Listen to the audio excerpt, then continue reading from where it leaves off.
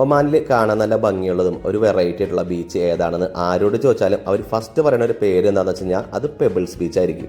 മസ്കറ്റിൽ നിന്ന് ഏകദേശം 153 കിലോമീറ്റർ നമ്മൾ ട്രാവൽ ചെയ്ത് കഴിഞ്ഞാൽ ഈ അതിമനോഹരമായ ഈ ബീച്ചിലേക്ക് നമുക്ക് എത്താം.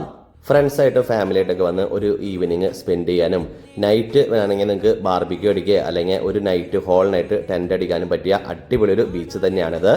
ഈ ബീച്ച് നിങ്ങൾക്ക് കണ്ടാൽ തന്നെ അറിയാം, മറ്റുള്ള ബീച്ചുകളെ അപേക്ഷിച്ച് ഇതിൻ്റെ കളർ എന്ന് പറയുന്നത് ഒരു യൂണീക്കാണ്. അതുകൊണ്ട് തന്നെ നല്ല നല്ല ഫോട്ടോസും വീഡിയോസൊക്കെ നിങ്ങൾക്ക് എടുക്കാം.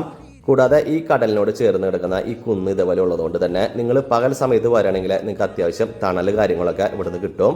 കൂടാതെ നിങ്ങൾക്ക് വീട്ടിൽ അക്വേറിയം ഉള്ളവർക്ക് അതിലിടാൻ പറ്റിയ നല്ല കല്ലുകളും അതേപോലെ നല്ല ഫാൻസി ആയിട്ടുള്ള കുറേ ശംഖ് കാര്യങ്ങളൊക്കെ ഇവിടെ വന്നു കഴിഞ്ഞാൽ നിങ്ങൾക്ക് കളക്ട് ചെയ്യാം.